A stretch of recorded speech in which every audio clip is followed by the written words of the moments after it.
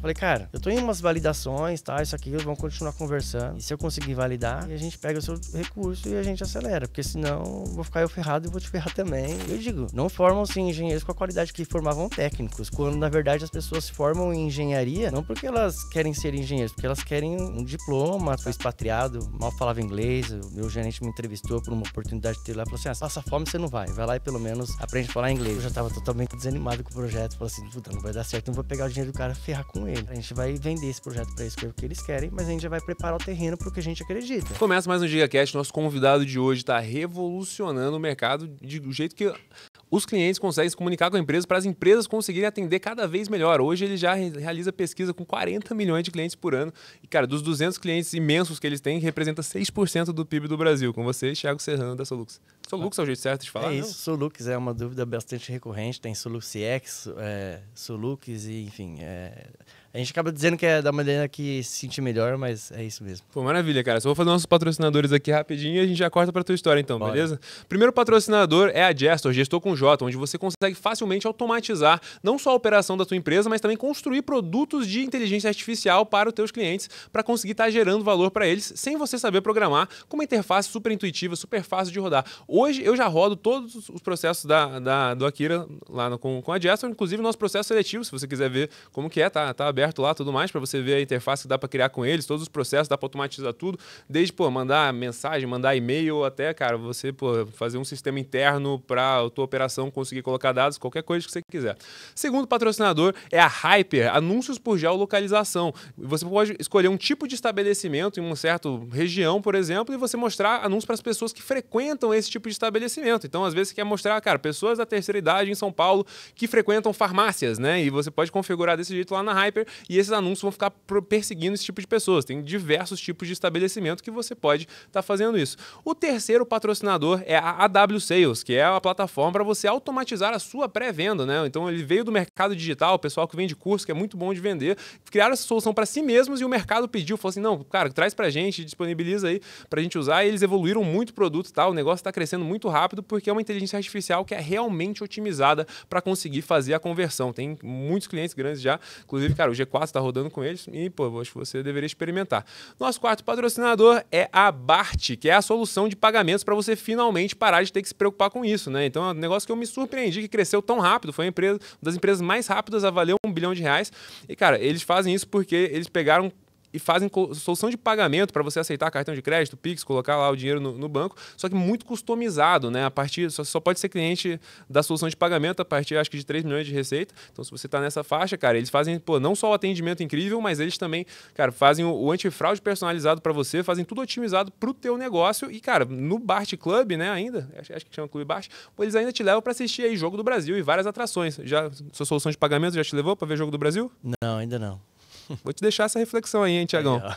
Nosso quinto patrocinador é a Vênia, né? Que é para você conseguir estar trazendo dinheiro de fora do país. Você levantou um investimento ou mandando dinheiro para fora, né? Então é uma solução que, cara, diferente dos corretores tradicionais, que você tem que pagar um baita no spread, demora pra caramba, você não sabe onde que o dinheiro tá passando e tudo mais. Eles criaram a stablecoin brasileira, né? Que é uma moeda cripto, só que diferente do Bitcoin, não tem volatilidade, não tem todo esse risco, que faz com que você rapidamente consiga converter de um câmbio para outro. E, cara, a última vez que eu fiz com ele, em coisa de 1 hora que eu mandei o dinheiro, já tava na minha conta aqui no Brasil, cara, num preço que eu acho que realmente eles estão perdendo dinheiro ali, não tô entendendo a estratégia deles, mas, se você quer fazer nas melhores condições, trazer seu dinheiro, parar de ser trouxa, também faz com a Vênia.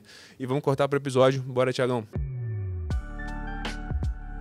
Bora. Qual desses 5 aí você vai comprar agora, depois desse merchan aqui, velho? Rapaz, eu gosto de jogo, hein? Então pode ser que... Pode ser que tenha espaço aí, né? Os patrocinadores falam assim, cara, no mínimo o convidado vai ter que ouvir eu gritando teu nome na orelha dele, tá ligado? No mínimo isso, cara. Mas conta aí, você nasceu em São Paulo, cara? Nasci em São Paulo e... Conta da juventude, onde você estudou. Tá, legal. Bom, acho que sou um perfil de empreendedor ali bem resiliente mesmo, esforçado. Sou do ensino público, fiz Senai, depois curso técnico, fiz aquela faculdade paga trabalhando e indo à noite. Não, mas também muito rápido na história aqui, cara. Tu estudou no ensino público, sempre na mesma escola? Sempre na mesma escola ali, né? E depois entrei em um Senai da vida. No ensino médio? Aí... Não, era profissionalizante só, né? Ah, tá. Então você fazia a escola e o Senai ao mesmo tempo? Isso. Fazia escola e Senai ao mesmo tempo. E quem era você na escola, cara? Qual que era o personagem? Cara, eu era o cara que dá trabalho, assim. Eu era aquele cara que eu não tinha dificuldade, né? Não tinha orgulho nenhum de tirar grandes notas e eu nunca tive facilidade em aprender conforme a cartilha ou no ritmo do professor ali. Então, tá bom, qual que é a data da prova, o que que vai ter que cair? E me virava lá e depois tocava a zona assim do meu jeito e me divertia, sabe? Não era esse cara do orgulho da grande nota, era pra ir lá e fazer o básico e o 6 resto a era 10. diversão. 6 a 10 sempre, cara. É isso. Praticava o bullying ou recebia o bullying? Praticava, cara. Recebia também, mas não ligava pra ele, então não pegava.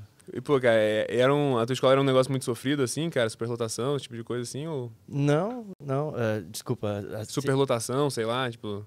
Que 50% das escolas públicas não tem, tipo, saneamento básico, por exemplo, né? Não, acho que não, acho que até não era, acho que não estava nesse caso ainda, né? Eu sou da década de 80 ali, sabe? Então acho que hoje está muito pior, né?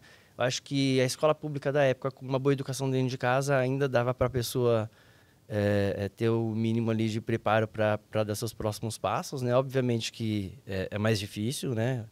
Mas era factível, assim, e eu não posso reclamar também disso, sabe? Eu acho que a pessoa tem que fazer por onde, sabe? Eu sou muito locus interno, cara, assim. Não tento terceirizar os problemas, as dificuldades do entorno, sabe? Eu acho que sempre depende muito mais da gente.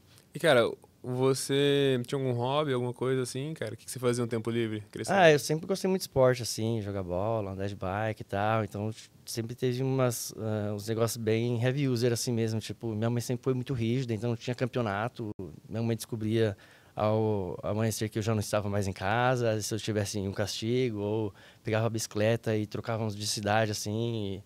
E minha mãe chegou em delegacia para procurar a gente, porque a gente levou tanto tempo para voltar para casa que a gente estava cansado em outra cidade já. Caramba, Etc. jogou bola mesmo, assim, bastante. Joguei bastante, era bastante competitivo, cheguei a jogar federado ali, por Banespa, em quadra, era Não fosse goleiro e aquele tal. joelho lá.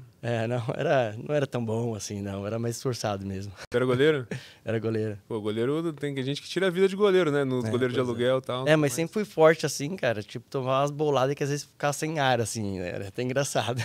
Pô, dureza, cara. E aí, cara, esse negócio de fazer o Senai e tal, veio dos seus pais, veio de você?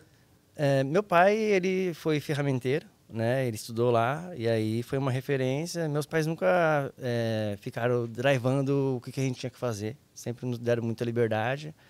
E a base da educação lá em casa sempre foi muito mais dos valores, né? Então, eles sempre se preocuparam muito mais com os valores e nos deixaram com bastante liberdade de escolha. Então, acho que acabou que ele era uma referência para mim e acabei indo para o Senai, né? Qual curso? Cara, era cursos profissionalizantes, né? Uma profissão que já nem existe mais, era ajustador mecânico, né? E até a gente fazia auto-bullying lá, né? Tipo, todo mundo que entrava no Senai, a gente chamava de candidato a peão, cara. E aí, enfim, depois dali acabei fazendo um curso técnico em mecânica lá também. Entrei na indústria, trabalhei 13 anos lá dentro de uma Pilkington da Pô, então vida. foi bastante tempo. Então, pô, realmente, você não fez bacharel na universidade, assim? Eu fiz depois, porque quando eu entrei na empresa, no mercado corporativo, com um curso técnico, né? Entrei lá na Pilkington, que é a empresa que faz vidros automotivos, antiga Blindex também, etc.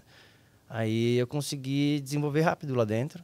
Tive ótimas oportunidades, fui expatriado, mal falava inglês. O meu gerente me entrevistou por uma oportunidade de ter lá. Falou assim, passa fome você não vai lá e pelo menos aprende a falar inglês. Aí em 6 meses aprendi inglês por lá, fiquei 6 meses na Finlândia. Aí quando eu voltei, me candidatei a uma vaga que precisava de ser engenheiro, eu estava cursando, porque entendia que era necessário para evoluir lá Você dentro. estava cursando remoto na Finlândia? Como que era? Eu tranquei para ir para a Finlândia. Ah, entendi. Então, enquanto você estava na Pilkington, você já começou a fazer uma faculdade e tal. Pô, vou entrar nessa história um pouquinho depois, cara, mas eu queria ouvir um pouquinho mais do ensino técnico, assim, né? Então eu sinto que no Brasil muito tem essa visão de, cara, o ensino técnico é pra galera que não consegue fazer faculdade, né? Mais ou menos. Uhum. Você sente que o ensino técnico devia ser maior, assim, em geral, Com cara? certeza, acho que o ensino técnico deveria ser 80-20 do Brasil. Acho que não existem faculdades que possuem... Eu fiz engenharia mecânica, engenharia de produção mecânica, e eu também fiz curso técnico do Senai, que era de altíssima qualidade. E eu digo, não formam-se engenheiros com a qualidade que formavam técnicos, quando, na verdade, as pessoas se formam em engenharia não porque elas querem ser engenheiros, porque elas querem um diploma, tal, isso, aquilo, né, da carteirada no mercado. Elas acham que elas estão dando carteirada, quando, na verdade, elas serão técnicos, né, ali dentro daquelas empresas. Então, acho que, enfim, existe toda uma indústria da formação no Brasil, né? Acho que isso não é normal em outros países mais bem qualificados. E eu acho que o curso técnico deveria ter um peso muito maior aqui. Eu acho que vão ter que reinventar o curso técnico com outro nome, assim, né, cara? Porque meio que aconteceu isso, né? Que agora a universidade ficou tão popular com as bem, universidades mais baratas e tal, tudo mais, cara, que o diploma meio que parou de valer muito, assim, né? Você fala assim, sou engenheiro da Uni, sei lá o quê, tá ligado? Mas também, assim, uma coisa legal também de falar da minha fase de curso técnico, acho que foi que isso, eu sempre fui esse cara, o cara para tirar nota 6, tal, isso aqui. Mas no curso técnico, como sempre fui um doer, assim, vamos dizer assim, sempre gostei de executar, tal, isso aqui, ali eu me encontrei, cara. Então, lá, não que eu queria tirar nota alta, mas era natural tirar nota alta, porque ali eu descobri o que eu gostava, tal, né? Tinha oficina, muita coisa prática. E aí eu me transformei como aluno e eu comecei a aprender, sabe? Aí, e o que mudou, assim, no teu dia a dia, assim, se fosse? Acho que aí eu começava a buscar o aprendizado de maneira mais independente, né? Não por uma cobrança, não por uma exigência, não porque tinha que passar de ano ou tirar nota, etc, sabe? E era porque você queria ganhar dinheiro ou porque você achava interessante mesmo? Acho que sempre foi porque eu achei interessante, assim, sabe? Acho que eu não tinha essa noção, mas acho que sempre fui movido por essa pegada de fazer o que me dá prazer, né? E, cara, você, olhando pra trás, assim, você queria, tipo, vai pra mecânica, gente que gosta de carro, era essa a sua cabeça? Sei lá. Não, cara, acho que, na real, eu acho que sempre gostei das bicicletas, isso, aquilo, desmontava tudo e tal, então sempre gostei de desmontar tudo, montar e arrumar eu mesmo. Meu pai também, sempre tivemos trocentas ferramentas tal, isso era muito natural. Depois que eu saí de praticamente 4 anos de Senai, 2 anos curso de aprendizagem, 2 anos técnico, aí eu saí dizendo que eu não queria mais saber de mecânica. Mas aí entrei no mercado corporativo, era o que era valorizado lá, eu estava em ascensão na organização, consegui encontrar as brechas lá, e aí eu fui atrás dessa formação de engenharia para ganhar dinheiro e para conseguir escalar na organização, porque senão não conseguiria, sabe? Era tipo pré-requisito para você conseguir crescer lá dentro, né? Era pré-requisito, exatamente. E você entrou direto na Pilkington do técnico, não teve nenhum tipo estágio, emprego antes? Tive alguns estágios em empresas bem pequenas, assim, e aí até não estava dando muito certo, e aí eu falei pro meu pai, cara, tem amigo meu indo para Inglaterra e vai fazer qualquer coisa lá, vai aprender inglês, vai se virar, você me ajuda a ir para lá? Ele falou assim, você nunca tentou, você tinha muito desejo de trabalhar e nunca deu a chance de entrar em uma empresa mais estruturada, sempre entrou na primeira oportunidade que aparecia. Vamos tentar aí mais um tempo, mas agora você vai falar não para empresas muito pequenas. E se não der certo, a gente vê esse outro plano. E aí foi quando eu entrei na Pilkington e tive uma carreira bem legal. Em que ano que a gente está aqui, quando você entra? Então, quando eu entrei na Pilkington, você diz? Isso foi em 2002. 2002, você com 19, 20 anos ali, mais ou menos. Por aí. Cara, e aí você entra em qual posição lá? Tá, lá entrei como estagiário de qualidade, da área de qualidade, de sistema, ISO 9000, essas coisas. E o que era o trabalho, assim? Era ficar... era fazer procedimentos, fazer instrução de controle, pegar desenho técnico e traduzir para uma linguagem mais simples para o operador de fábrica seguir as instruções e produzir as peças ali, né? Mas aí depois começou que a fábrica de São Paulo, onde eu estava alocado, eles decidiram reinvestir e buscar certificação nela. E aí eu ficava dentro daquela fábrica mais de 12 horas ali, que eu estava aprendendo um monte, era muito novidade, tinha hora extra, eu estava recém-formado, vi como oportunidade e praticamente puxei quase que toda a responsabilidade daquela certificação. Deu certo, né? Me efetivaram tal, e depois de 2 anos a Finlândia estava passando por um processo similar, né? E falaram assim, pô, A fábrica da Finlândia de São Paulo tem muita similaridade, né? Tem alguém aí que pode trazer os conhecimentos, como foi feito e tal, e você fala, tem que ser o garoto ali. Por que tinha uma fábrica na Finlândia, cara? Então, porque a Pilkington é uma empresa multinacional e que tem, né, devido à questão logística, tem unidades produtivas no mundo todo. Então, existia uma fábrica lá e lá era bastante para transportes especiais, navio, trator, era tudo processo de baixo volume, assim. Que curioso, que a Finlândia é muito pouca gente, né, que mora lá. E, curiosamente, é o país mais maconheiro do mundo, sabia?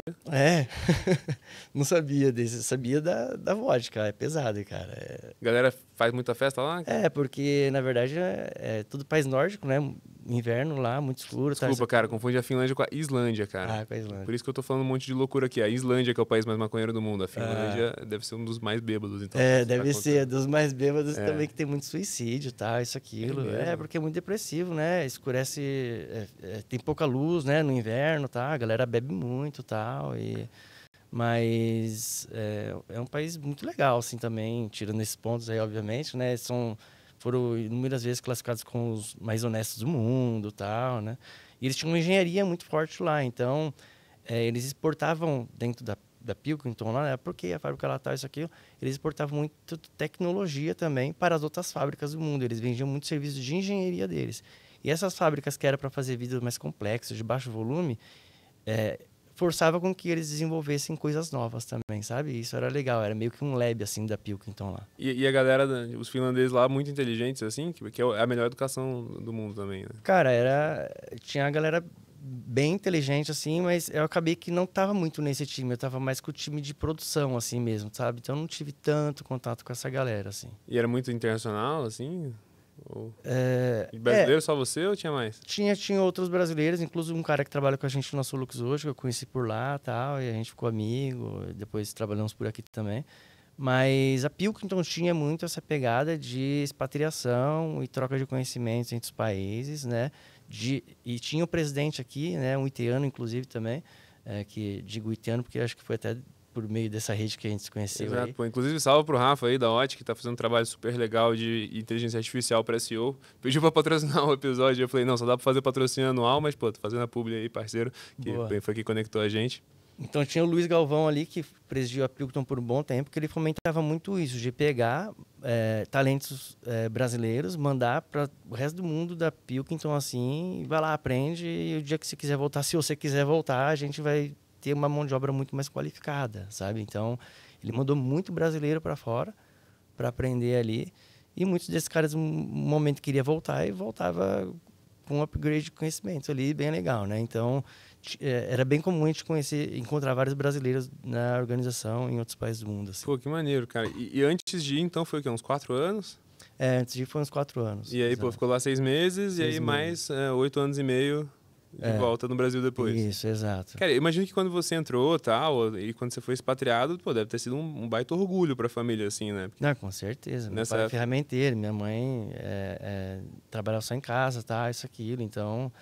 Quando eu entrei na empresa, já era um baita de um orgulho, né? Multinacional, nessa época, era o maior conquista de todas. Exatamente. Assim, né? Um pouco queimado, talvez, de certa maneira. Exato. Mas, incluso, quando depois eu fui empreender, como assim que você vai sair da Pilkington, essa empresa? Você viajou o mundo inteiro, você teve todas as oportunidades, né? É um choque para a família, né? Você é burro, né? O que você tá fazendo? Que loucura você está fazendo, exato. Mas não, se confiar em mim até aqui, pode ficar tranquilo que vai dar certo. Pô, e quando você entrou, salário mínimo, assim, estagiário, nem isso? Cara, mas assim, a Pilkington pagava muito bem, viu? Eu completei 10 anos de que eu saí de lá, tava olhando minha carteira de trabalho, que a gente é nostálgico pra caramba, né? Fala aí, na entrada, no meio e na saída, quanto que ganhava? Na época, quando eu entrei lá em 2002, lá, acho que ganhava R$1.400 como estagiário. Pô, bom, hein? É bom, ganhava isso de estagiário em 2014. Pois é, né? E aí, sei lá, acho que meio foi 8, e quando eu saí de lá, como gerente de contas, program manager, esses cargos meio de média gestão ali, tava ganhando R$16 mil. Pô. Em 2015, isso. Pô, então corajoso é isso aí, né, cara? Imagina. Pois pô, cara. Sem noção mesmo, assim, não é corajoso, não. É empreendedor maluco, né, cara? E você já tava casado aí nessa época? Sim, tava casado e tinha uma filha, cara. Pô, então corajoso mesmo, hein, cara? Então, acho que o que me deu bastante coragem de empreender, na verdade, foi assim, eu fiz uma cagada bem grande, um pouco antes, foi de...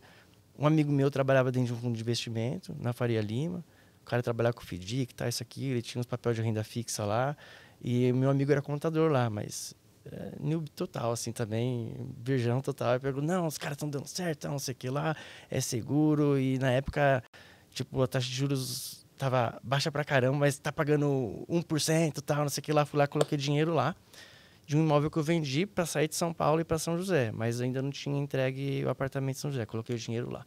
Aí, na hora que ia sair a chave, pediu dinheiro, saiu, com todo o rendimento, tal, isso, aquilo. Aí a construtora, não, atrasou a entrega da chave, vai ser daqui 3 meses. Coloquei o dinheiro lá, deu tudo certo, nada mais normal do que voltar com o dinheiro para lá. Voltei com o dinheiro para lá. E aí tinha, liquidez era D mais 30. Aí fui lá, depois dos 3 meses, a construtora confirmou, pedi o recurso. E na semana que ia chegar, aí saiu no Valor Econômico que descobriram uma fraude financeira, na Porto Forte chamava. E o cara levou a Faria Lima toda também com ele, assim, um monte de gente que foi no boca a boca esse negócio crescendo. Até o Beto Moraes, o neto do Antônio Emílio de Moraes, estava como investidor, tá, isso, aquilo. Mas estourou, era uma pirâmide, o cara estava reportando bons resultados. E, na verdade, quando um graudo, uma baleia dentro da cesta dele lá pediu o saque, não veio. E aí o cara foi para a CVM e tal, isso, aquilo, e perdi tudo. Perdeu tudo? Praticamente tudo. Tipo, depois teve um outro fundo similar que, para no meio lá todo o segmento deles, comprou 10%. Né? E aí eu falei, cara, foi um baque pesado, tal, isso, aquilo, todo o meu patrimônio ali de imóvel estava ali, mas tudo aí... que você juntou a vida inteira, você perdeu. Exato. Ainda um pouco, até mais do que eu tinha juntado, porque foi uma época, 2011, já estava começando uns bonzinhos do mercado imobiliário. O meu pequeno imóvel que eu tinha comprado, tinha vendido para ir para São José, ele quase que tinha dobrado o valor. Eu tinha perdido isso, tudo. E aí eu falei, cara... eu não vou ficar lamentando, olhar para frente e vou ter que fazer diferente agora para tirar esse atraso aí, né? A vantagem é que eu já tenho mais conhecimento, tal, isso, aquilo.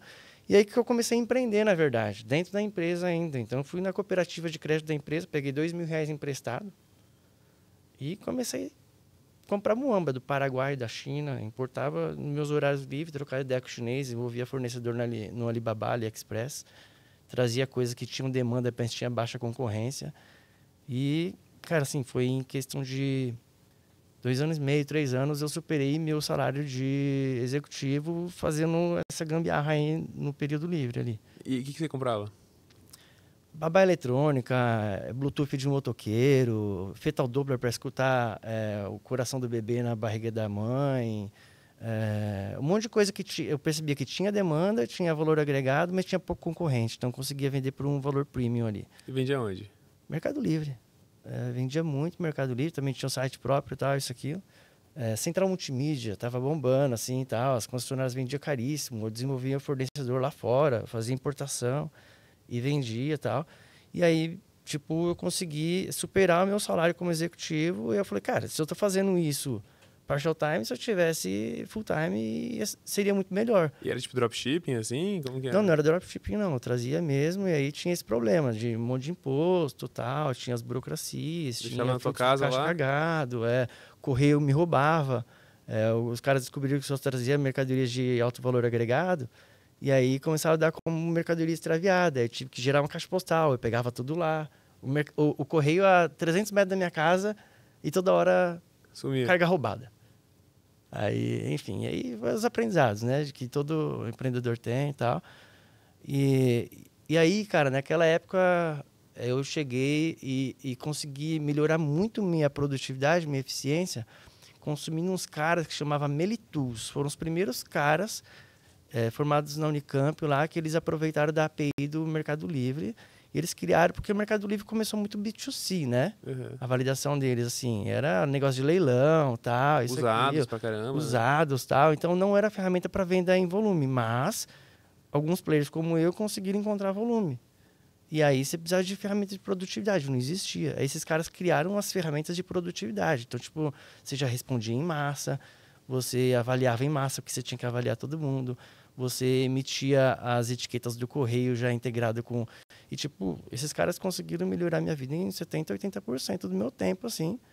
Só que aí eu peguei e falei, cara, os caras estão faturando clique, cara. E eu aqui falando com o chinês na madrugada, importando, empatando capital, E que ano que a gente tá problema de agora? qualidade.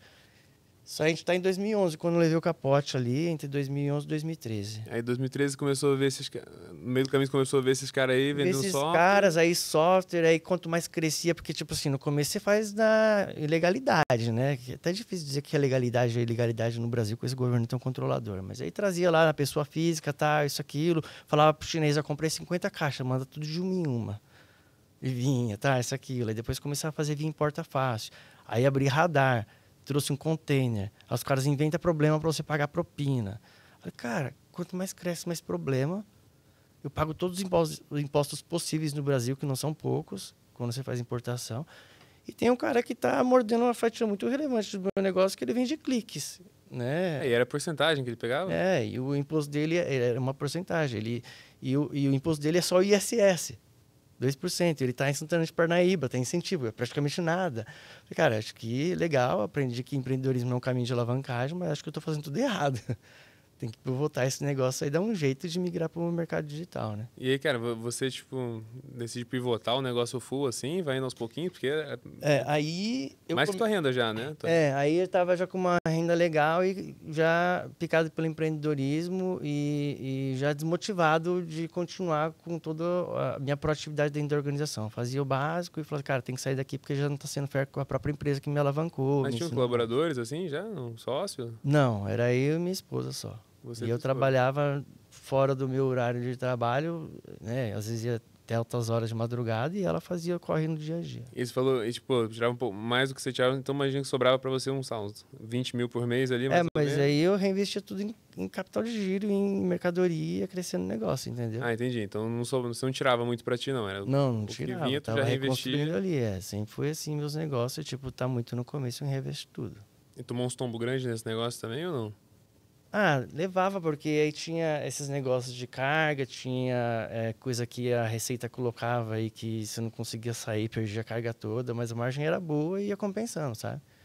Então tinha muito disso, mas foram as coisas que me deram casca para depois um dia, quando encontrei o caminho do digital também, ser bootstrap com uma cabeça tranquila, sabe? Você chegou por fazer negócio de software, achou moleza, assim, comparado com... Pois é, cara, assim, alguns dos desafios, sim, comparado com a economia real aí, com esse mercado de importação e tal, pode ser considerado até meio que tranquilo, sim. E como que foi esse negócio de fazer negócio com a China, assim? Você chegou a viajar para a China para, sei lá, conhecer fornecedor, esse tipo de coisa, ou só meio que foi comprando pelo Alibaba? Eu viajei para a China, mas pela Pilkington, né, porque eu era gerente de projeto lá e teve uma época de boom de demanda que a indústria brasileira não dava conta a nossa fábrica não dava conta da demanda que dava aqui. Então a gente começou a trazer vídeos de outros países, tinha uma fábrica na China que nos exportava, eu fui para lá. Mas, na verdade, eu coordenava vários projetos da Pilkington no mundo inteiro, nessa fase aí. Mas isso também me deu essa possibilidade, cara, como que é fácil hoje em dia, com a internet, Skype estava bombando, de fazer contato com qualquer um, desenvolver esse fornecedor lá. Então, o Alibaba ainda era muito um marketplace de fabricantes, ainda não era também tão B2C. Então, as fábricas que fazem produtos white label se cadastravam lá e se desenvolvia produto com ele. Mandava amostras de graça, às vezes, de produtos de alto valor agregado, porque o cara estava esperando que você vendesse um volume gigante na sua região. E eu comecei a chamar esses caras de produtos que eu via potencial e pedia amostras, mandava, fazia venda. Pô, vendeu fácil, vendeu preço bom. Então, eu ia desenvolvendo esses produtos e aí começava a trazer em volume. Traz 10, traz 20, traz 50, traz 200, traz 1.000, né? Então, era meio que assim, tudo online. Nunca fui à China para fazer esse negócio aí. E o máximo que você já chegou com esse negócio, assim, no pico de receita, de repente?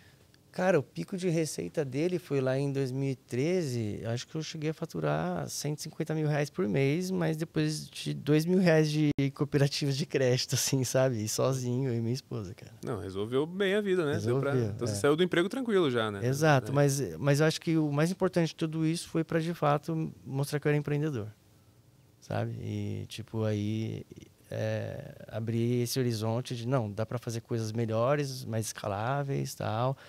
Não tem um rótulo da empresa na minha bunda, assim, sabe? Tipo, eu tinha muito isso comigo. Assim, eu acho que o empreendedor gosta de liberdade, né? Essa é uma das conquistas que ele deseja. Eu tinha esse sentimento de, cara, legal, eu fiz tudo isso, mas foi a empresa que me empurrou, porque eu também tenho capacidade, né? E eu tô preso aqui hoje. Será que eu conseguiria fazer essa entrega também? E conseguiria ser autossustentável? Eu me sentia como etiqueta da empresa, assim, sabe? Tipo, quem te colocou aí nessa posição foi a empresa. Eu tinha, acho que, essa dúvida, assim. E eu queria provar para mim mesmo que eu conseguia ser autossuficiente, sabe? Aí essa iniciativa já me provou que sim, tipo, partial time eu consigo. Então super-homem, né, cara? Vou sair fora agora, vou criar um outro negócio digital, vai dar tudo certo, tá, isso, aquilo. Então, aí começou o dólar azedar, a receita apertar, tal, com os produtos importados. Aí eu comecei brainstorming para pivotar total e sair da empresa lá, né? E começar o negócio atual. Então quando você saiu da empresa, já tava meio que morrendo o teu negócio de... Tava, porque eu já tava meio que desanimado, já tava enxergando muito problema nele, né? E por causa da situação também do entorno não tava boa ali. Então, mas eu tava bastante confiante de que eu poderia fazer alguma coisa nova, assim, sabe? Tava no maior hype, assim. E tua ideia era copiar os caras lá que pegavam teu dinheiro?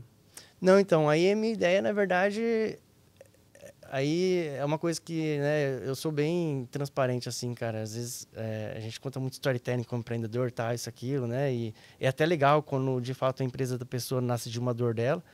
Mas, tipo, eu sempre empreendi muito por oportunidade. E foi menos propósito, assim, né? Então, tinha um primo meu também, puto, trabalhava numa empresa aqui no centro de São Paulo.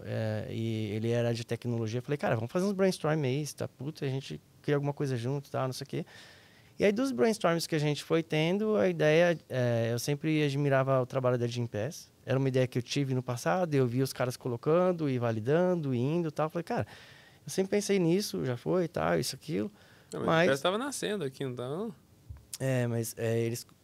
cara, eles já têm um bom tempo, né? Que eles começaram tentando B2C, depois que eles foram pro B2B e tal, isso, aquilo. Como eu tinha essa vida bem dinâmica de cada hora estar numa cidade, já tem país... Eu falava, cara, se eu quiser fazer academia, nunca vai dar certo, tá? Isso, aquilo. Aí a proposta de valor deles entregava isso. Então, essa era uma dor minha que eu via, e eu vi eles fazendo, e meio que a história deles também me inspirou. E aí isso fez parte do brainstorm com meu primo, e a gente falou, cara, legal, mas a Gympass está desfidelizando os clientes das academias, na proposta de valor deles. E no mercado convencional, nos outros negócios, nos outros varejos, tal, isso, aquilo, a gente precisaria construir o inverso, fidelizar. E aí, meio que a ideia inicial era gerar um programa multifidelidade, uma CRM bônus de hoje, na verdade. Como se fosse um múltiplos Smiles, mas para o pequeno varejista regional. Então, chamava Quero Ponto Lá, aí a pessoa comprava, indicava, ganhava pontos, e ela trocava dentro daquela rede de parceiros dentro do ecossistema da Quero Ponto Lá. O domínio era quero.la? Era Bom, isso. o nome, hein? Era isso. E aí nós conseguimos 100 varejistas lá em São José, depois de entrar na incubadora, tal. Eu já tinha saído da empresa nessa época. E aí, como que vocês ganhavam?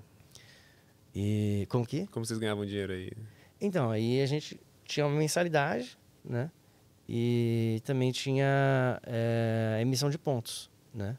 Então tinha a mensalidade, tudo que eles emitiam de pontos, eles também pagavam um spread ali pra gente desses pontos, né? Boa parte dos pontos, imagino que não eram utilizados, assim, né? E aí tem esse lance que movimentou muito esse mercado de fidelidade na época, porque o varejista ou o emissor do ponto pagava o ponto, mas ele vencia, né? Então teve empresas Smiles, a múltiplos, que bombavam os resultados deles com pontos vencidos, por exemplo. É a própria CRM bônus mesmo, né?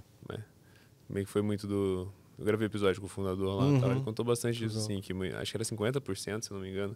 Então o cara sentia que, pô, tô dando R$100, mas na real que eu tô dando, pô, 60, né? Sim. E aí como que foi, assim, a repercussão? Então, aí,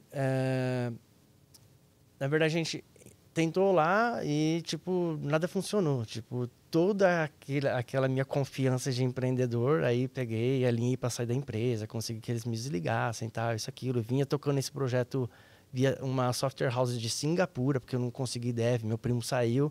Aí eu peguei um produto similar dessas, tipo WordPress, Joomla da vida. Eu falei, cara, esse negócio é parecido, eu vou pagar essa software house que criou esse componente para customizar para mim.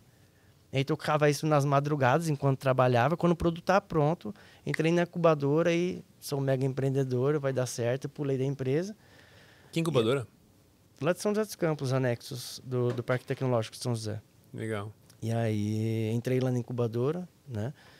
Incubadora que dizia que tipo, tinha um lugar para trabalhar, assim, que eles não davam dinheiro. Era nem nada, isso, né? mas eu acho que a incubadora lá no momento que eu passei por lá foi muito bom, cara, assim, eu não recomendo hoje, para bem sincero, que procurem incubadoras, sabe? Eu acho que tem outros ecossistemas muito mais ricos, o cara criar o próprio ecossistema dele também, via fundos, etc, tem vários caminhos.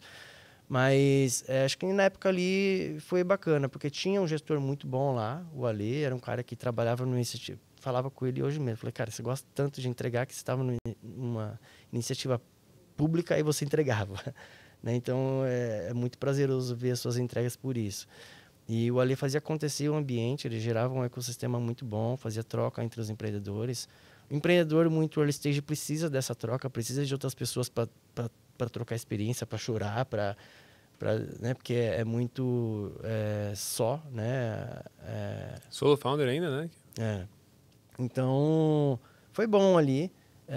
A gente não conseguiu, com esse meu currículo de founder muito mais esforçado do que de uma boa formação, etc., a gente, lá em 2015, a gente não conseguia capital. Então, eu falei, cara, esquece, não vai ser esse caminho, vai ser na base da venda mesmo. Né? Tem que vender, pegar dinheiro de cliente. Mas eu consegui criar um projeto de inovação, escrever um projeto de inovação com a FINEP, e esse foi o nosso anjo, na verdade. Então, a gente pegou uma dívida lá de fomento da FINEP, né? Empatei minha casa lá de garantia. É mesmo? Quanto que foi? Foi 310 mil. Descobri esses dias que já está quitado, tá achando que eu estava pagando isso até hoje, mas já foi pagando por mês, assim, né? 7 anos e meio de dívida, mas que era tipo um juro negativo, assim, nova crédito, mas a gente só conseguiu isso porque estava dentro da incubadora. Né? Pô, que maneiro. E aí você, cara, você contou da software house assim e tal, conta um pouquinho de como foi trabalhar com software house. Uhum. Então, eu peguei um produto que já estava semi-pronto e aí falei para os caras, preciso de customização, né? A validação que eu quero fazer, eu nem sabia que era MVP, protótipo, isso aqui, mas o produto que eu quero é isso e o produto de vocês já está próximo. Vocês customizam? Sim. Aí, negociei um valor lá com o cara, né? Das minhas economias. E aí, eles dedicaram um PO lá para mim, um cara para trocar ideia comigo, organizando as demandas. E eles customizaram o software deles lá com as particularidades que eu precisava dentro de um Joomla, tipo um WordPress da vida, né? Não sei se você conhece o que é Joomla. Conheço. E os negócios cheios de problema de segurança, tá, isso, aquilo. Um programa de fidelidade, né, cara? Bizarro. Tipo, é um emissor de moeda lá. É muito sem noção. Mas, enfim, entregou um produto que foi suficiente para... Não, agora eu posso ir para a rua e vender. Essa era a minha ideia. E eu fui vender. E vendi para 100 varejistas, mas que não engajavam. Né? Então, ele falou... Você pagava mensalidade, mas não dava ponto? Como que era? A gente entregava muita dor para eles usarem o negócio. Era ruim, eles não tinham cadastro, não tinham CRM. Então, esse cara do pequeno comércio, ele faz a compra, ele atende o cliente, ele arruma o estoque, ele faz tudo. Aí você fala pro cara, não, agora você tem que fazer o cadastramento do cliente.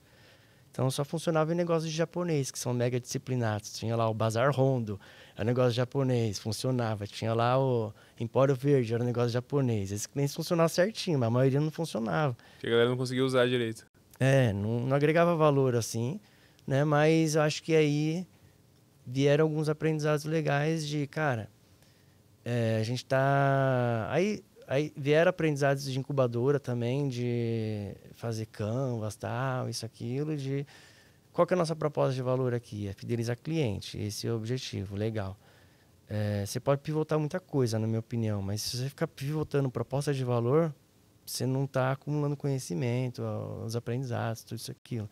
Então, isso foi algo que a gente fez. Vamos preservar a proposta de valor e vamos pivotar a persona, os meios e etc, né? E aí, a gente falou, legal, se é retenção de clientes, qual que é o segredo mesmo da retenção? É a boa experiência. E aí, foi ali que eu descobri. Então, depois de 6 meses de tipo, legal, a gente tá vendendo, não tá dando aderência, não tinha investidor, fazia as contas, cara, vai acabar minhas economias, eu vou me ferrar, que loucura que eu fiz. Tenho filha, tenho família e tal. Então essa grana da Finep veio um pouquinho depois. Esse negócio meio que assim, né? Eu deixei ele pré-aprovado esse projeto. Falei, se a gente conseguir um contrato e eu tiver mínimo de segurança de que eu vou conseguir pagar, aí eu pego ele. Mas eu já deixei tudo pré-aprovado, né? Então, aí foi isso. A gente percebeu que, cara, a real fidelização dos clientes está na satisfação dele. Aí entendi o NPS e tal, isso, aquilo, e a gente começou a pivotar, então, para uma pegada mais de gestão de experiências de cliente, né? Porque a gente já tinha também avaliação dentro da outra proposta, mas também teria que ser algo integrado, já com CRMs de grandes marcas e que já tinham essa dor, bem diferente do pequeno player que tinha outras prioridades de sobreviver, sabe? Mal tinha um ERP às vezes. Então você largou completamente o pequeno varejista e falou, cara, tem que atender umas empresas maiores. Exato. E eu já tinha sido vendedor para Enterprise. Então, cara, quando comecei a ter a oportunidade de sentar na mesa com Enterprise, o papo fluía. Já sabia já me comportar ali e tal, isso, aquilo. E com a Pilkington, teve jogo ou não? Com a Pilkington, cara, não, porque eles são muito B2B, a gente não trabalha na volumetria, né? Então, acabou que a gente nem tentou vender lá, na verdade. Tu nem pensou em fazer um negócio pra eles lá, cara? Conhecer todos os problemas da empresa e tal? Mas era muito indústria, né? Eles não são meio que distribuidor, né? Eles trabalham muito pouco na experiência do cliente no fim do dia, sabe? Entendi. Então os problemas que tinham lá eram os problemas muito... Mas imagina que tinha os problemas internos, assim, e tal. Exato. Mas eles tocavam um pouco o consumidor, assim, vamos dizer. Entendi. Seria mais as montadoras dentro da área automobilística mesmo. Entendi. E aí, cara, você começou a falar com as montadoras? Uhum. Eu comecei a falar com os varejistas, na verdade, né? Então, tipo, um dos meus sócios foi um cara que bateu lá na incubadora, viu aquele nosso negócio, eu quero pontuar, falou assim, quero investir, né, em vocês. E aí, só que, tipo, eu já estava totalmente desanimado com o projeto, falei assim, puta, não vai dar certo, não vou pegar o dinheiro do cara e ferrar com ele. Eu falei, cara, eu tô em umas validações, tá, isso, aqui, vamos continuar conversando, né? E se eu conseguir validar, aí a gente pega o seu recurso e a gente acelera, porque senão eu vou ficar eu ferrado e vou te ferrar também. E eu nem sei se eu vou continuar esse projeto, né? Já está até quase voltando para o mercado corporativo, na verdade, nessa época. E aí, quando eu consegui validar essa nova proposta de valor, vendo em PPT, uma marca lá do Rio de Janeiro, uma franqueadora Espada das Sobrancelhas, acreditou no PPT sem produto nenhum dessa nova proposta de valor. Qual era? Que era ser um gestor... você diz a marca ou o produto? Que era ser um gestor de experiências por meio de NPS, né? E aí o cara acreditou nisso, comprou. Uma pesquisa de NPS. Pesquisa de NPS, exato. Fazer ali a pesquisa de NPS, mas distribuir isso em toda a organização, levar insights e tal, né? Então a gente... E como que coletava o dado no PowerPoint ali? Nessa época aí a gente fez colocamos dentro do aplicativo do cara, mas também por e-mail, né? Então a gente já começou desde essa fase aí, gestionar disparo, coleta, clusterizar dados, gerar insights e ação também para melhoria da experiência. Supostamente, no PowerPoint, nesse momento aqui. Nesse momento no PowerPoint, exatamente. E de onde você tirou isso, cara? Tipo, de conversar com a galera? Tipo, como você chegou na ideia? Então, a ideia foi meio que, como eu sempre tentei vender muito para pequeno empreendedor, né? Eu era próximo do Sebrae. E aí um dia ia ter uma palestra lá de empreendedor regional sobre satisfação de clientes. E aí eu fui até lá e o cara palestrou sobre NPS.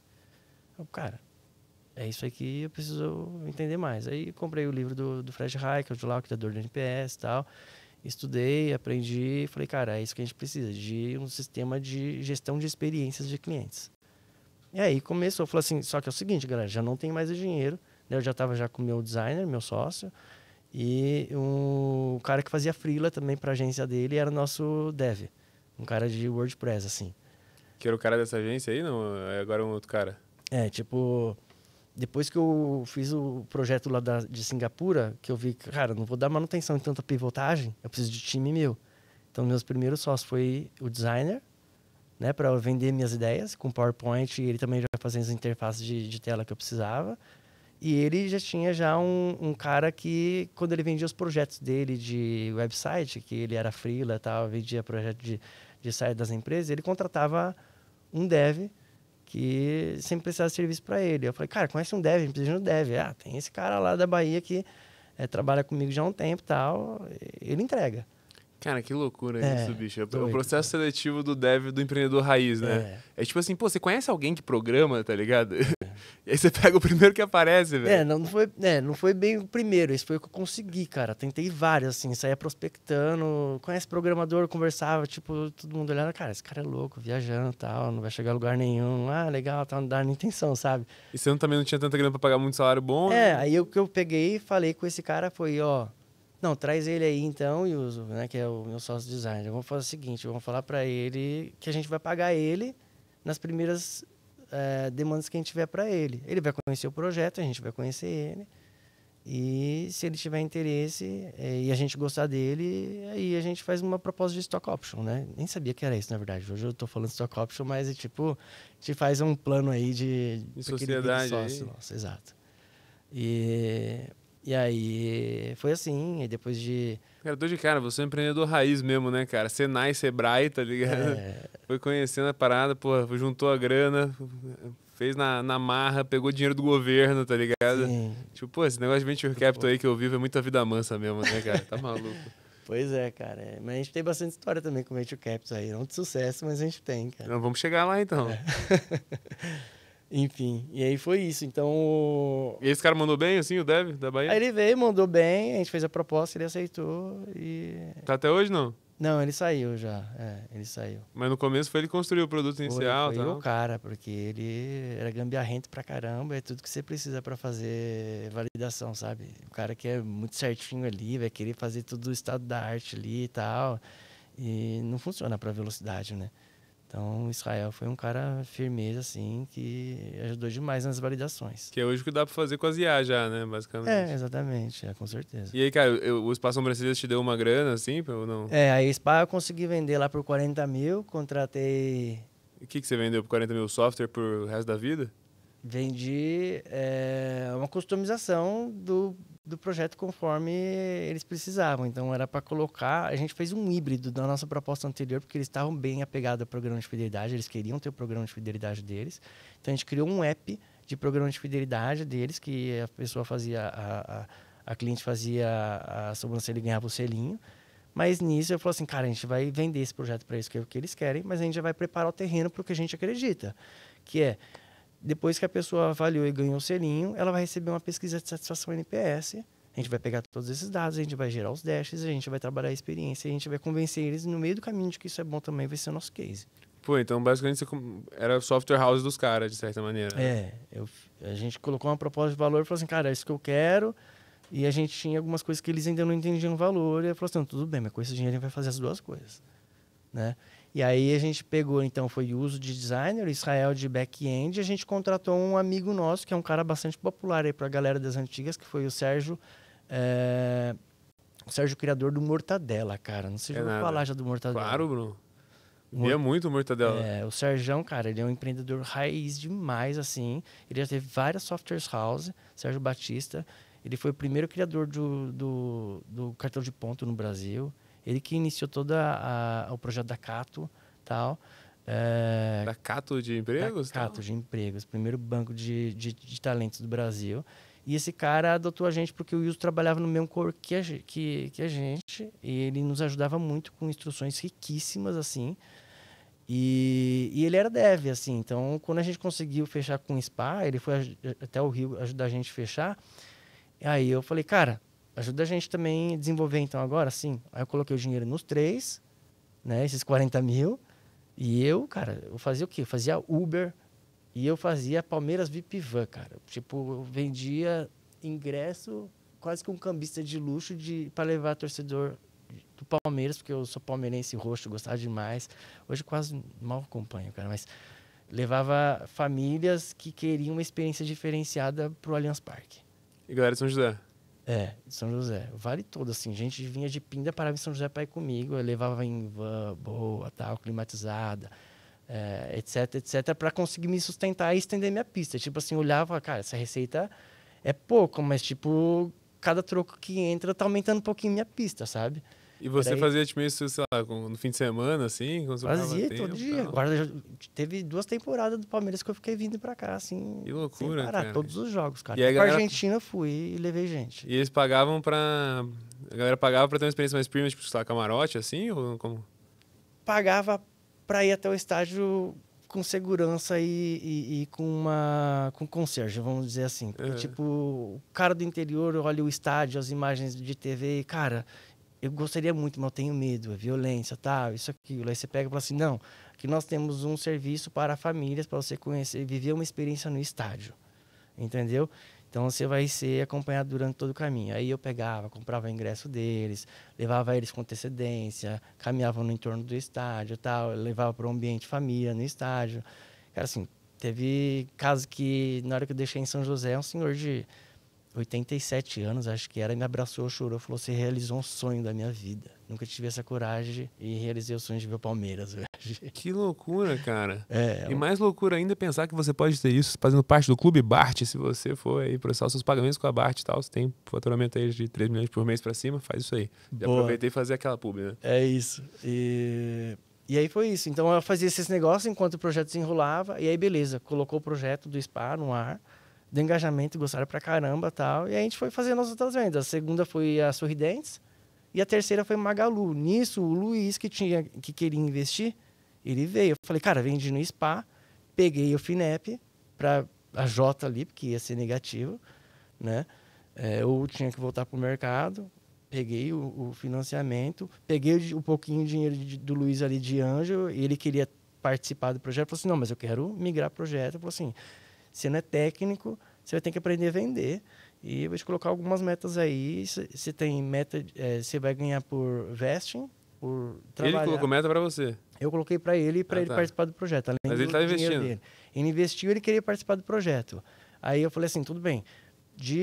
Com seus 30 mil reais, eram 30 mil reais, Uhum. você vai ter, fizemos valuation de 2 milhões de reais na época, você vai ter 1,5, acho que era, aí você vai ter mais não sei quantos por cento se você fizer, se você trabalhar e entregar as evidências que você está buscando oportunidade no CRM e tal. Mas ele queria investir e trabalhar pra você.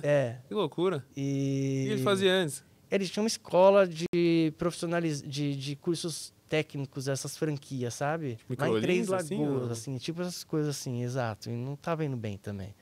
Então ele também tá tentando pivotar a carreira dele também, Ele sabe? queria mexer com startup.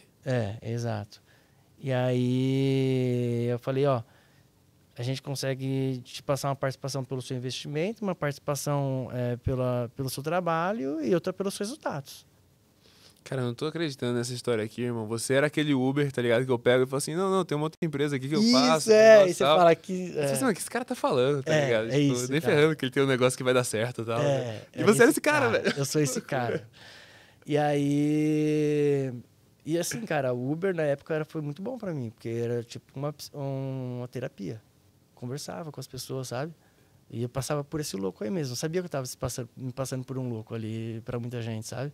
Mas era o momento de conversar, porque eu também não queria ficar levando esse monte de problema pra dentro de casa e tal. Você fala assim, tipo, não, pô, era engenheiro na Pilkington e tal. Tô fazendo isso aqui porque eu tô fazendo minha empresa. Exato. A galera fala assim, o cara viajou o mundo e tá trabalhando de Uber, sabe? É papo mentiroso do caralho, né? E aí, enfim, aí uma boa participação do Luiz seria por entrega de resultado. Então, eu coloquei para ele que ele tinha que vender 2 milhões em 2 anos. E aí, o Luiz mudou o meu mindset também em relação a como entregar resultados rápidos ali, porque ele falou, cara, eu vou buscar esse resultado, só que eu não vai ser mais vendendo para franqueadora, vou bater na Magalu, vou bater na JBS, pegou as maiores empresas, bateu na porta delas. E tinha oportunidade. Ele vinha de Três Lagoas fazendo BlaBlaCar, cara, raizão também, para pagar, só para me acompanhar, falar, coloca na cal que eu bato e faço o gol, cara. E aí começamos, vendemos. Magalu, cliente até hoje. Swift, cliente até hoje. Drogaria São Paulo e Pacheco, cliente até hoje. E eles queriam a fidelidade, queriam o NPS? O NPS. Então tinha uma dor muito relevante de NPS, só tinha um player no Brasil. Esse cara foi o nosso maior fonte de lead, porque ele abraçou todo mundo. E aí é aquilo, né? Fornece para o Enterprise ou para o pequeno. Enterprise é limitado, esse cara não sabe vender bem, não se alavanca nele. Começou a abraçar bastante as médias e pequenas, mas não entregava tão bem para o grande. Ele falou assim, não, a gente do grande. Cara, pegar um ticket desse, pá, já foi. Já é break-even, já. E aí a gente começou a fazer esses tickets legais. Que foi a primeira venda assim que você largou o Uber mesmo? Foi o spa mesmo, assim. Depois do spa da sobrancelha, eu falei, agora engrenou aqui, agora tem produto, tem algum tipo de validação. Pode ser que foi só um louco que aceitou, mas eu tenho alguma validação para trabalhar no volume. Então agora tem que enriquecer CRM e fazer acontecer. E aí você, tipo, meio que o que você estava construindo pro Espaço Sobrancelha, você também meio que tentava vender o mesmo projeto para outros, para você conseguir... Exato. Aí ia tentando customizar também e fazendo esses ajustes, né? Mas aí encontrou o PMF ali mesmo, sabe? E, tipo, tinha essa dor no mercado já. Aí depois que entrou em Magalu, cara, tipo, a gente vendeu para Magalu em começo de 17. Magalu tava bombando. Todos os varejistas queriam fazer o que o Magalu tava fazendo. Luiza Labs bombando e tal. Então, tinha mesas de reunião de cliente, que também é cliente nosso até hoje, né? Que o cara perguntou assim, tá com o Magalu? Não, tá fechado. Né? E, tipo, a Magalu era muito... O ticket para vocês era muito maior do que o dos outros, assim, também? Era uma venda muito maior? Foi. Hoje já não é mais, porque a empresa cresceu também, né? Mas por um bom tempo, quando eu ainda pensei em investimento, falava com o VC, tudo isso, aquilo, a galera falou assim, mas você tem muita dependência desse cara. Eu falei assim, tudo bem, mas não é só porque esse cara é muito grande na gente, é porque o produto está crescendo muito deles. A gente está conseguindo expandir lá dentro. Então, eu tinha que mostrar para investidores meu crescimento com e sem Magalu, para eles entenderem que eu também está crescendo muito sem Magalu. Entendeu? Então, foi por um bom tempo, foi uma dependência grande, assim, né? Hoje Como fechou a Magalu, cara? Como foi? Então, a Magalu, o que aconteceu foi que eu e meu sócio fez era muito cold LinkedIn, vamos dizer assim, né? A gente o Luiz batia lá na porta, arrumava a reunião, a gente ia para as reuniões sempre presenciais, na época ainda. Não tinha quase esse insight sales para esse tamanho de ticket. E aí eles já tinham um NPS, mas era tudo muito fragmentado, fazia com broker. A Luísa sempre teve uma pegada de... broker de SMS, disparava lá, o cara mandava os resultados tudo planilhado, eles tinham que ficar processando, separando nas unidades. O NPS, para ser distribuído em toda a organização, levava mais de 3 meses. Eles faziam com muito disparo de voz. Então, a Lu do Magazine Luiza, sabe aquela persona? Ela fazia contato, porque tem muita... a persona deles é a senhorinha, tal, que falava pelo telefone fixo, a avaliação só funcionava por lá. Nenhum player de NPS entregava voz, a gente decidiu entregar. Então, voz automático, assim? Tipo, fazer torpedo de voz. Você dispara, liga, atende, é a Lu que tá falando com você. E aí a gente começou a fazer pesquisa assim, pra eles. Então a gente... tem tipo a galera que fica me ligando lá, das ligações automáticas lá, que fica assim, boa tarde, aqui, blá, blá, blá. Exato. Queremos muito saber como foi a sua experiência. Exatamente. Então, aí só que era com a voz da Lu, com a narradora deles lá, os áudios e tal, mas a gente conseguiu processar a melhoria ali nesse canal de 2% para 22% de engajamento em um mês de teste. Falaram, né? Você faz voz, porque a gente quer levar para uma plataforma, para algo tudo integrado, para que seja em tempo real, como vocês estão propondo, mas nenhum dos players fazem voz. Eu falei assim, sim, eu faço. E não fazia? Não entendo nada de voz, mas vou aprender em 15 dias. E aí a gente foi atrás de parceiros, de discadoras, tudo isso. A gente rodou MVP totalmente fora da nossa plataforma, tudo na solução dos outros. Me dá um script e tal, me dá a base. A gente vai disparar, fizemos vários ajustes, fizemos várias melhorias ali que o cara que deveria ser profissional nisso não estava fazendo adequadamente. Levamos de 2% para 22%, falou assim, parabéns, o contrato é seu, a partir do mês que vem. Eu falei assim, tá, só que quantidade de ligação que você tem aí, eu não tenho nem fluxo de caixa para segurar. Então, e vocês meio que entraram num piloto, assim, e aí, cara, impressionaram com esse aumento aí. Era 2%, virou 22%, os caras falaram assim, pô, animal, vamos fazer. Além disso, esse fato de tudo que coletava já ia para a plataforma, já era processado os resultados, já estava tudo hierarquizado. Aí a gente já começou também toda essa distribuição, né? De distribuir em tempo real para toda a organização. Porque eles têm uma cultura lá de satisfação de cliente muito grande, aí você precisa fazer a voz do cliente chegar lá na ponta. Só que não chegava, era esse monte de processo quebrado, sabe? E aí esse foi a grande entrega lá. Tá, e aí aí começou com um negócio que era... Tá, vocês faziam SMS já? E aí começaram a fazer voz também, juntar o dado. E aí e-mail, SMS no aplicativo, né? E aí, mas aí depois disso a gente entendeu que, tipo, não, nós somos um omnicanal, onde tem voz do cliente, fala aí que a gente vai lá buscar. Entendi. Qualquer fonte de dados que tiver voz do cliente, a gente busca, né? E até aí o produto era, pô, ainda bem improvisado, só com o dev lá da Bahia e tal. Aí foi crescendo, né? Entrou Magalu e tal, aí começaram as contratações, tudo isso, aquilo, foi crescendo, aí a empresa escalou bastante ali, nos 4 primeiros anos depois disso. Não, mas daí. 4 primeiros anos tá muito rápido a história, Bruno. Desculpa. Conta aí. E aí, cara, tipo, quando que começou a, sei lá, profissionalizar mais o time, assim? Deixou de ser um 4 maluco ali. Acho que foi com a entrada de Magalu mesmo, né? Porque aí a gente foi Quanto foi o contrato? Cara, o contrato com Magalu, nessa época aí, era um contrato de 200k, assim. Por mês? MRR. Não, desculpa. Começou com uns 40 e a gente foi buscar uns 200k. Nossa, e o da Espaço Sobrancelhas é 40 total, né? Não, o espaço da sobrancelha foi 40, a customização era 11 mil por mês. Ah, entendi, então É. E aí 4 meses acabou já o contrato, ou continuou depois? Do spa? É. Não, ficou, né? Só que aí depois a franquia não ficou bem. E aí eles até ligaram depois de 2 anos, falando, a gente vai ter que encerrar. Eu falei assim, não, vocês não vão encerrar. Se a empresa não encerrar, vocês foram nosso anjo e a gente vai fornecer manicure de graça até o fim. Né? E se precisar de ajuda, grita aí, né? Até o Dimitri, que foi esse cara que apostou na nossa solução, parceiraço até hoje e tal. E é o cara que eu tenho gratidão eterna, assim, porque foi o cara que, na verdade, foi meu anjo. Né? Foi o cara que apostou, assim. Com os 40 mil ali que ele botou, foi o que bancou. É. E aí, cara, aí na Magalu, de repente começa a entrar ali, cara, pô, 40 mil por mês agora e tal, né? E aí você começa a falar assim, pô, beleza, agora dá pra começar a reinvestir a grana e tal. Exato. Você já pagava um salário pra você mesmo agora, não? Foi sempre muito baixo, cara. Tipo, eu sempre coloquei na cabeça que, cara, tem que dar muito exemplo, sabe? Então, por muitos e muitos anos eu tive uma boa parte dos colaboradores ganhando muito mais do que eu e do que os meus sócios. Falaram assim, cara, a gente não tem investidor, tá? Isso, aquilo, a gente encontrou a validação, a gente vai se beneficiar, vai ser lá na frente, não vai ser hoje, não. E isso vai preservar essa cultura bootstrap de cada penny vale muito, sabe? Pô, com certeza, cara. E é um negócio muito doido, assim, né? Porque na minha última empresa e tal, a gente captou, pô, 18 milhões de reais dando PowerPoint, assim. Então a gente falou assim, tipo, Bruno, não tem porquê, né? Vou pagar um salário bom, porque, cara, pagar um salário bom, eu não fico preocupado com outras coisas, não fico com nós de grana e tal, consigo focar total no negócio, assim. Aí agora que eu tô fazendo negócio de educação gratuita e tal, porque eu levantei investimento também, mas bem menos e tal. E eu falei, cara, não vou receber salário nenhum, assim, né? E, cara, é bizarro como o resto da empresa gasta menos se você não ganha um salário. É isso, vai refletir no dominó, né, cara?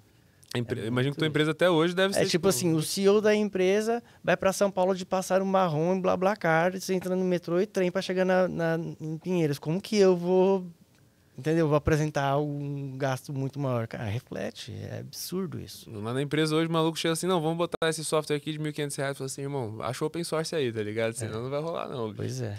E aí, pô, isso meio que vai se permeando na empresa inteira, assim, né? Tipo, qualquer coisa, é aquele softwarezinho, aquele descaso, aí, tipo, qualquer coisa começa a gastar, não esquece de cancelar e tudo mais, né? Sim, mas também depois chega um período que pode até ficar ruim isso, né? Porque às vezes o pessoal tá lá tentando esses caminhos quando, tá bom, cara, mas qual que seria o custo para usar o negócio tal, um negócio profissional e vai... Cara, vocês estão economizando tanto para... Quanto que daria de, sabe? E aí fica, às vezes também, se não tiver com as pessoas certas, pega essa cultura e fica muito vira-lata também, né? Fica muito contador de migalha, né? Exato. Quando, na verdade, você está economizando em cima de algo que traria um recurso muito maior já investindo, quando você já tem para investir, né? E é desnecessário, né? Então, acho que é isso. Não tem recurso caro, tem recurso que não entrega, cara. Acho que é muito isso que eu falo pro pessoal. E é muito das fases da empresa, né? E quando que vocês começam a migrar para ser uma empresa mais, tipo assim, porra... Vamos reinvestir mesmo e tal. Reinvestimento sempre foi, 100% assim. A gente, como por um bom tempo foi negativo ali, quando eu entro no break-even, era namorando com o Lisa, eu dizia, né? Todo mês. Quanto que é teu salário, cara? Cara, meu salário foi 5 mil, 6 mil reais por uns 4, 5 anos seguidos, assim. Pô, tua mulher deve ter ficado doida com essa história Eu só toda fui aí. rever meu salário, na verdade, quando minha economia lambeu lá, acabou mesmo, assim. Eu falei, galera, não vai mais dar, não. A gente vai ter que puxar um pouco mais aqui, né? E depois só fui colocar um salário decente mesmo quando tive uma frustração muito grande ali com o mercado financeiro mesmo. Falei assim, cara, não vai ser por aqui, dane-se.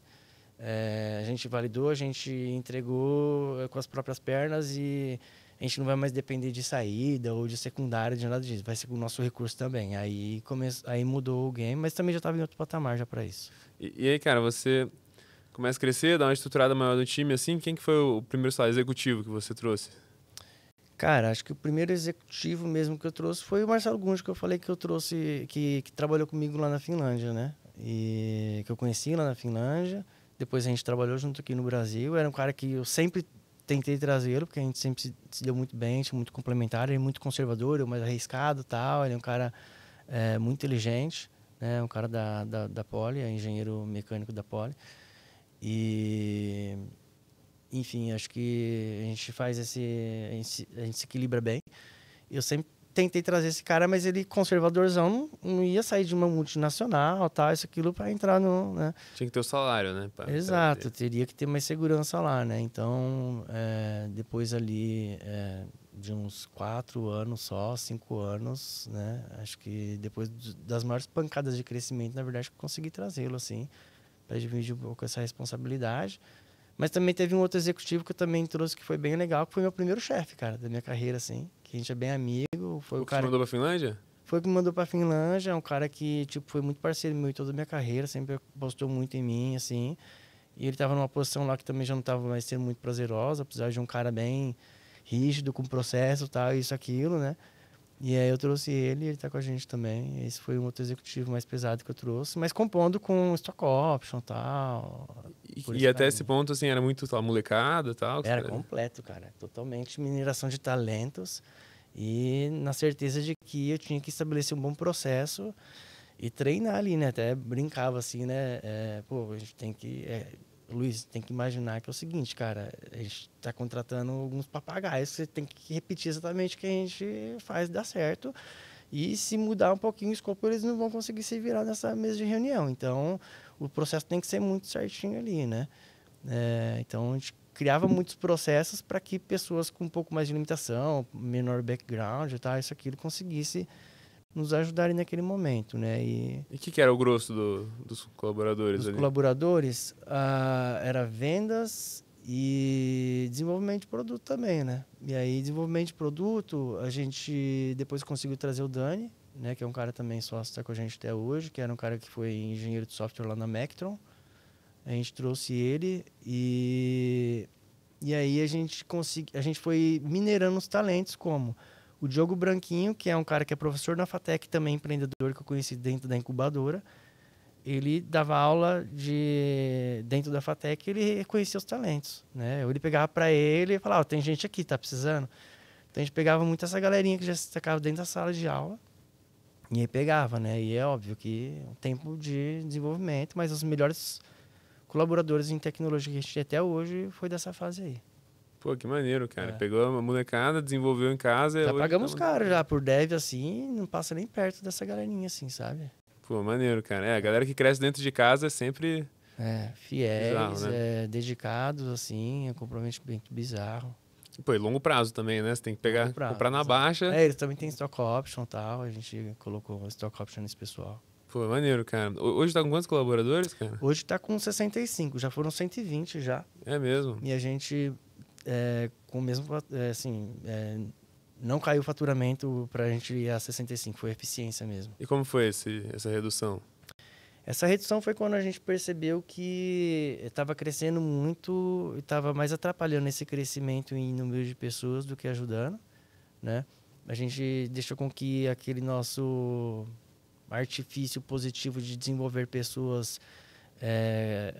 ele foi além do que deveria, porque a empresa maior precisa de maior senioridade e tal, né? Então, era o Daniel e sua creche, a gente falava, no time de desenvolvimento de produto, por exemplo. Isso dava muito trabalho, era improdutivo. E também, era muito dev. Bastante dev, também venda, CS, time de operações. Porque o que acontecia também? Tinha muita gente em operações, porque era assim, o que era operações? A gente vendia para Enterprise. Então, a Enterprise não gosta de fazer ele mesmo, ele gosta de ser servido. Então, como tinha muita limitação de desenvolvimento de produto, a gente foi validando.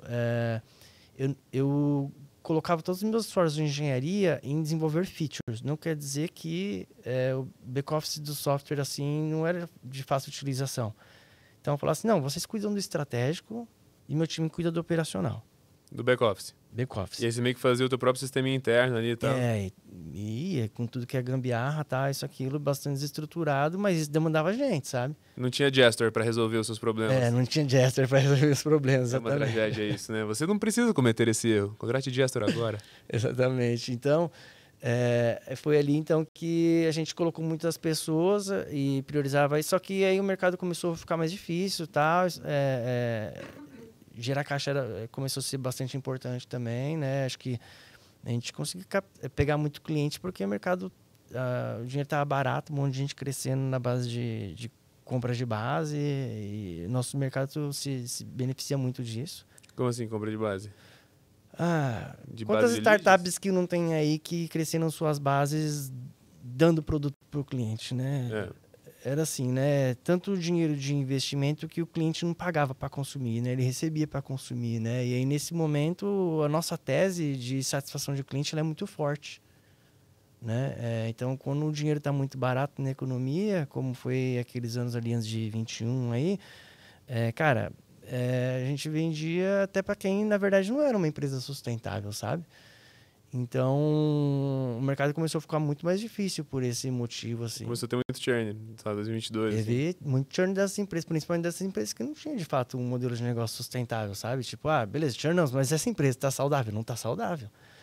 Né? O motivo do churn era que tava faltando Que dinheiro mesmo. a empresa abriu o RJ, a empresa foi comprada por alguém porque era uma startup que não vingou, sabe? Aconteceu muito isso, né? E a gente falou assim, não, legal, então agora, bichão, a gente não tem como crescer em receita, agora é hora de virar a chavinha.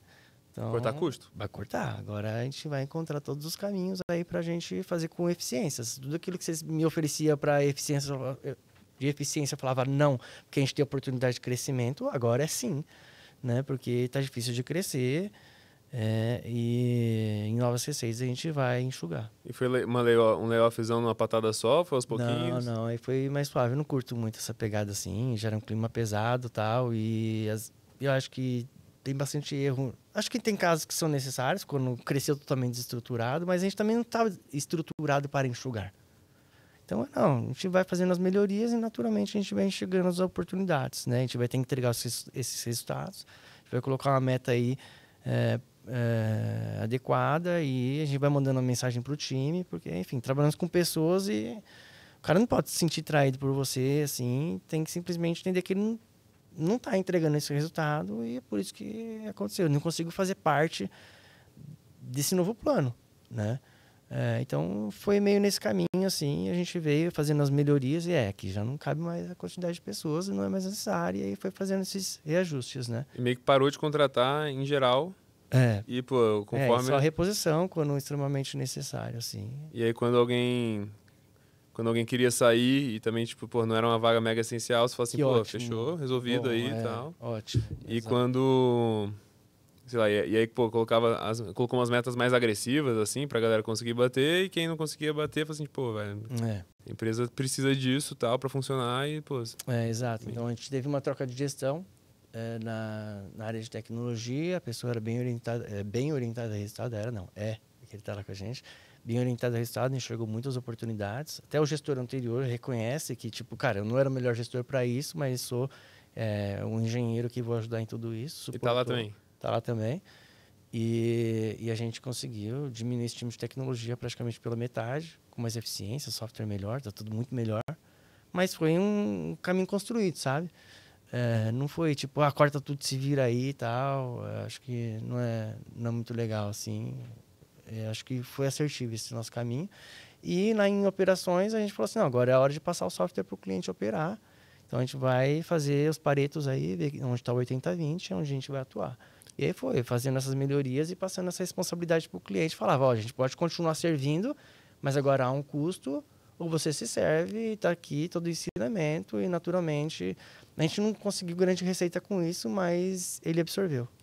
E muitas das features que construíam eram features que a galera pedia para o enterprise, para o cliente específico, assim, ou meio que são features que foi fazendo o produto ficar melhor para todo mundo com o tempo? As features que a gente foi colocando para os clientes, principalmente nesse início, que tipo uma feature, uma grande conta e tal, a gente fazia via o que a gente chamava de go, no go. Então, tem uma reunião até hoje semanal na empresa que toda a voz do cliente vem com solicitações. O cliente está pedindo isso. Então, nessa reunião é um ótimo caminho de ensinar o próprio time que a gente já tem aquilo e ele não sabia, ou tem outros caminhos para entregar, ou para a gente avaliar. Cara, isso faz sentido ou não faz? Né? Então, lá no começo, com poucos clientes e algumas pequenas coisas que fazia e uma grande receita era gerada, a gente não projetizava as coisas, a gente atendia as particularidades. Beleza. Esse recurso que o cliente está pedindo, faz sentido ele pedir? Faz muito sentido. Faz sentido para o longo prazo do nosso projeto? Faz sentido. Tem receita na mesa? Tem, tá? Então, esse era um que ganhava gol e a gente conseguia acelerar, tá? Isso aqui. Tinha coisa que fazia sentido, mas não tinha tanta dor no mercado, tal. Era muito do cliente. A gente falava para cara, a gente até pode dizer que a gente vai fazer, mas não é uma prioridade agora, a não ser que você pague. E a gente coloca... E pagava meio como projeto, assim, ou meio que... Paga como projeto, exatamente. Ou tem coisa que a gente sempre... Cara, sim, totalmente fora do nosso escopo, sabe? Acho que é melhor a gente orientar, encontrar um outro player para fazer isso nessa parte do projeto aqui. Né? Então, sempre foi muito assim. E aí foi muito software se desenvolvendo com esses pedidos dos clientes. A gente... Teve pouco desses desenvolvimentos, tipo Steve Jobs, assim, o cliente não sabe o que ele quer, tá, isso, aquilo, sabe? Sim. Teve algumas coisas assim, foram legais, foram bem originais nossas, mas o 80/20 foi voz do cliente mesmo, né? Até que começou a colapsar, passou de 150 clientes e, tipo, já não tá mais dando para atender esse monte de cliente um a um, tipo, a data de go no go, quando a gente fala pro cara que vai fazer, cai para daqui 8, 10 meses e desanima o cara. Aí a gente revisitou esse projeto, esse caminho, o Go no Go se mantém ativo, mas a gente tem que projetizar. Aí faz paretão lá, ver quais são as maiores demandas, coloca dentro de tal projeto e vai ser projetizado isso, entregue em massa, sabe? Pô, esse é um negócio que eu sempre falo, cara, que é o maior problema do empreendedor não é a falta de ideia. O meu problema é priorizar as ideias, né, cara? Que excesso de coisa para fazer, excesso de demanda, excesso de coisa que poderia, né? Acho que no começo talvez até encontrar PMF, mas quando você encontra, isso pode até te matar, na verdade, né? Porque às vezes você vai adicionando tanta coisa no produto que o produto vai ficando pior, assim, pra galera que tá entrando e tal, né? Não consegue mais usar e tal. Exatamente. Tipo, até o nosso software mesmo, eu digo que o nosso software é muito complexo, mas porque ele atende muitas particularidades. Então, se você pegar o caso de uso de cada cliente, ele não é tão complexo. Entendeu? Mas o software... então, o cliente não tem por que valorizar essa complexidade do nosso software. Quando ele olha o caso de uso dele, ele julga simples. Sabe? Então, é isso. Às vezes o software pode ser muito complexo, mas não quer dizer que essa complexidade vai pegar todos os seus clientes. E o que você vê de visão pro negócio, cara? Cara, acho que até com a IA agora aí, está se transformando completamente a maneira como a gente coleta a voz do cliente. A gente já deixou de ser, já faz um tempo já, esse coletor de pesquisa NPS, né? Acho que NPS foi uma hype também e naturalmente ela tem que ser diluído o peso da voz do cliente em vários outros canais. A voz do cliente está em todo lugar. Né? Tem voz do cliente no Reclame Aqui, no consumidor.gov, nas redes sociais, tem também solista de feedback que a gente sempre fez, que é NPS, CSAT, CES. Mas também tem dentro de comunidades, tem no seu saque, nos seus canais de atendimento onde o cliente já está relatando o problema, já está lá a voz do cliente. Só basta você transcrever, passar a IA para classificar tudo, classificar em que jornada está, de qual produto é e unificar tudo isso em um único lugar. Então, hoje a gente é muito mais um orquestrador de jornada ali, né? Um gestor de jornadas, onde você tem inúmeros canais conectados nesse lugar, unificando a voz do cliente, para que você priorize ali, como sempre, né? Sem sair sempre da nossa proposta de valor, que é ajudar as empresas a melhorar produto e processo com base na voz do cliente, né? Mas sair desse viés de um único canal, de uma única metodologia, tá? Porque, de fato, eu acho que isso aí foi bom para ensinar o mercado, que poderia... O NPS foi muito bom para isso, para ensinar o poder que a voz do cliente pode ter, a governança que esse sistema pode ter. Mas, cara, tem voz do cliente em todo canto, a gente tem que estar lá. Então, se você tá aí em casa, tá querendo saber, cara, como é que eu faço para conseguir saber qual que é o problema do meu cliente, né? Tá com problema na tua venda, tá com problema na conversão, tá com problema em tudo que é canto. O que você vai fazer? Tu vai ficar, pô, olhando o dado, coletando de um monte de lugar, olhando tudo, ou você vai usar uma empresa que vai fazer isso aqui automaticamente para você com a inteligência artificial, vai analisar tudo e vai te dar tudo prontinho para você só olhar lá e tomar as melhores decisões para o seu negócio. Se você quer fazer isso, aí a solução para você é Solux, né? Pô. É isso. Falei não? Falei bem? Falou perfeitamente, cara. Pô, maneiro, cara. Acho que a gente tá arrumando pro final aqui já, velho, infelizmente. Mas, cara, conta pra mim, qual que você acha que é o teu superpoder, cara? Não vale resiliência. Puta, eu ia mandar essa, cara.